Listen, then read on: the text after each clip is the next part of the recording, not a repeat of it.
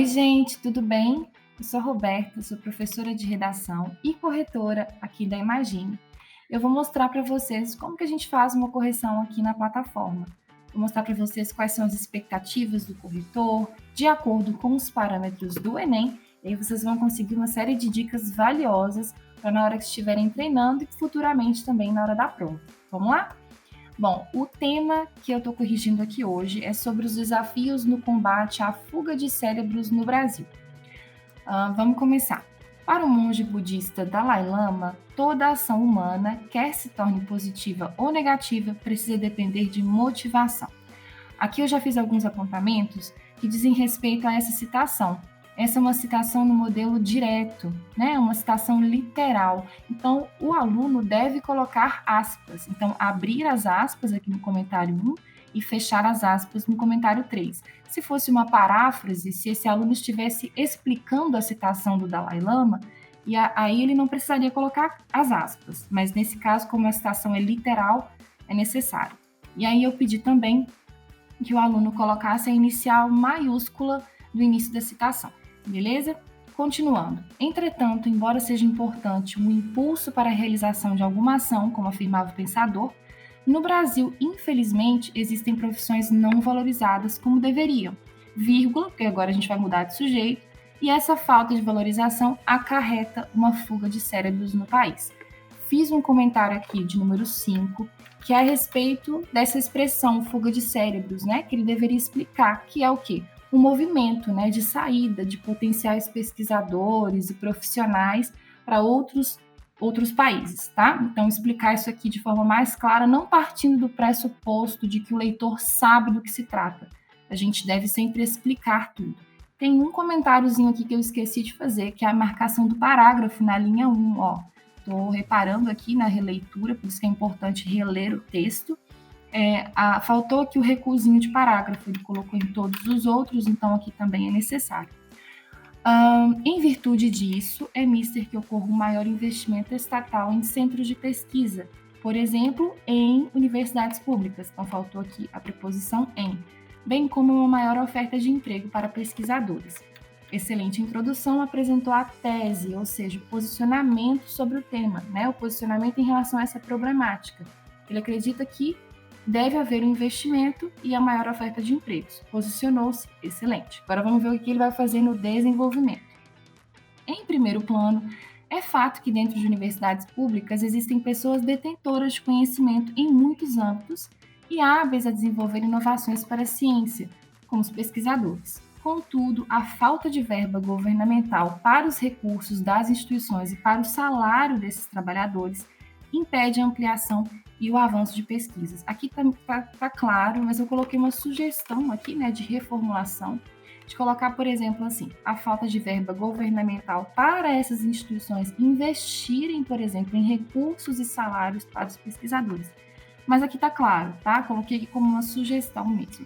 Isso faz com que os pesquisadores, e aí, atenção, repetição, porque já tem pesquisadores aqui na linha 9, busquem trabalhar em países que lhes oferecem qualidade de emprego e salarial, em que a ciência e a tecnologia são valorizadas, como em Singapura, onde existem cerca de 6.400 pesquisadores, aí repetição novamente, atenção, por milhão de habitantes, enquanto no Brasil há apenas 700 por milhão, de acordo com uma pesquisa feita pelo Museu da Manhã.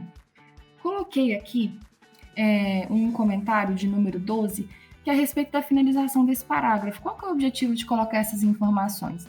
Então, eu pedi, né, para esse aluno inserir uma consequência a curto, médio ou longo prazo para finalizar a ideia do parágrafo, porque todo parágrafo tem que ter início, meio e fim. É como se eles fossem mini textos, né? Então, tem uma introdução, que é o tópico frasal, vem ali as informações que vão comprovar o que você está dizendo, e aí tem que ter uma conclusãozinha aí no final do parágrafo também.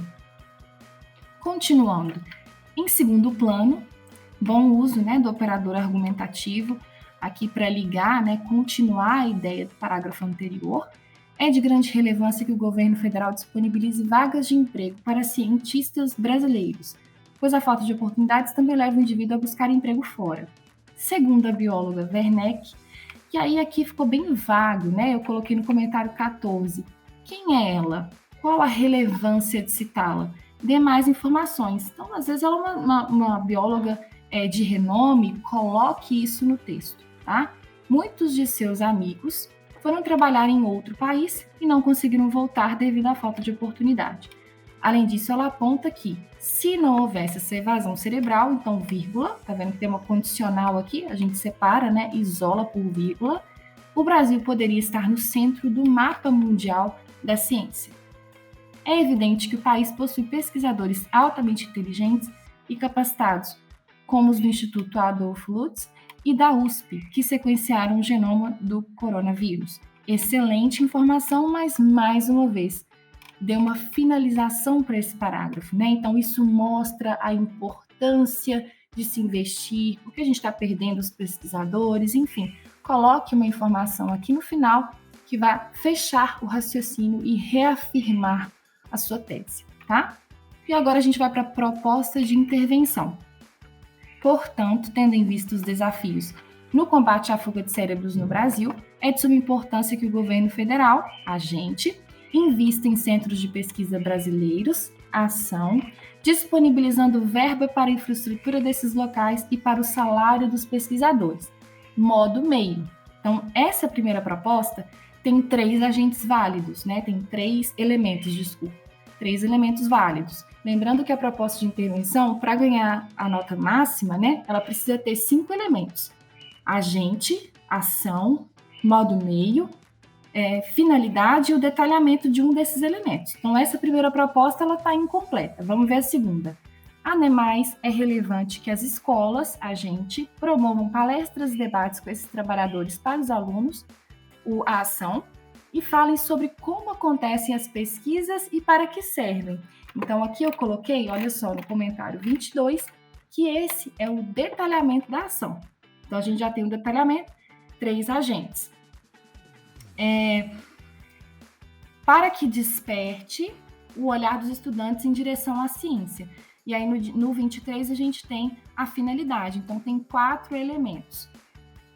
Eu aqui coloquei uma sugestão, né, para que desperte o interesse dos estudantes e não o olhar, para a gente tirar esse caráter subjetivo de despertar o olhar, a gente vai despertar o interesse dos estudantes, né, algo mais concreto, mais objetivo e mais adequado ao gênero dissertativo argumentativo, em relação à ciência. E aí tem aqui, mais uma vez, um detalhamento, né, dessa finalidade, destarte, a pesquisa e a ciência serão valorizadas no território brasileiro.